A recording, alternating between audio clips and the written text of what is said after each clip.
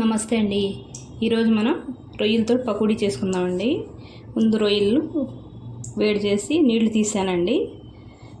ఇందులో ఉప్పు పసుపు వేసి కలుపుకొని పెట్టానండి. ఇప్పుడు ఇందులో మసాలా వేసుకుందామండి. ఒక చెంచాన్నర అండి.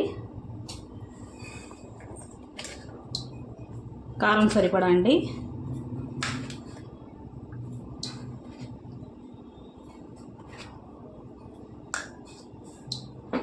కలుపుకోవాలండి.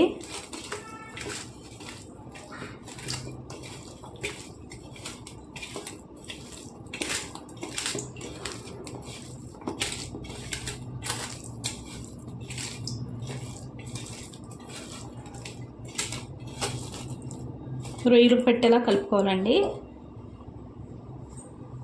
శనగపిండి వేసుకోవాలండి.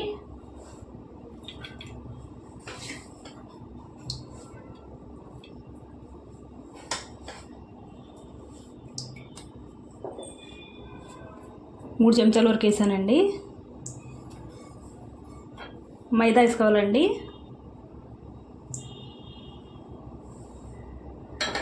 ఓ చెంచాన్నర వేసానండి.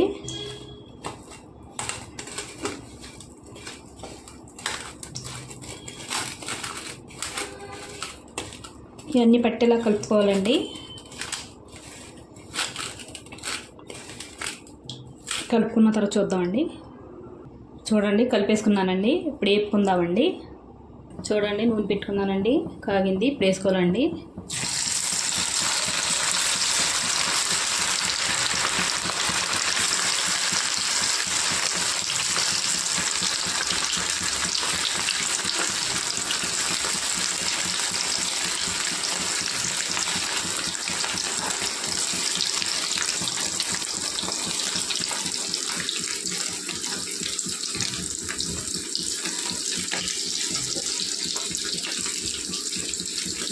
కొద్దిసేపు అలా వదిలేయాలండి. వేసిన తర్వాత వేగిన తర్వాత చూద్దామండి. కొద్దిగా చూడండి, ఎగిపోయినాయండి. తీసేసుకుందాం. ఇలా ఎర్రగా వేపుకోవాలండి. ఇది చాలా టేస్టీగా ఉంటాయండి పకోడీ. ఇలా స్నాక్స్ కింద కూడా తినేయచ్చండి.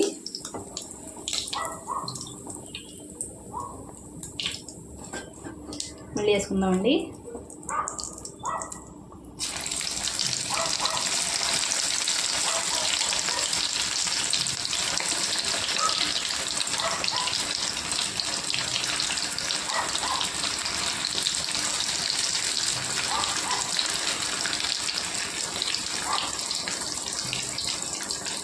అన్నీ వేగిన తర్వాత చూద్దామండి.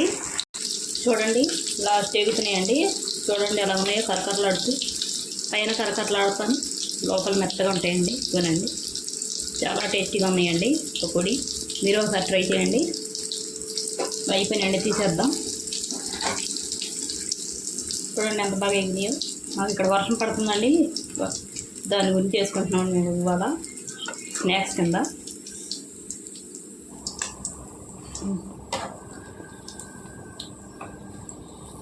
చూడండి ఎంత బాగా వేగినాయో, చాలా టేస్టీగా ఉంటాయండి. ఇంతేనండి. వీడియో నచ్చితే లైక్, షేర్, సబ్స్క్రైబ్ చేసుకోండి.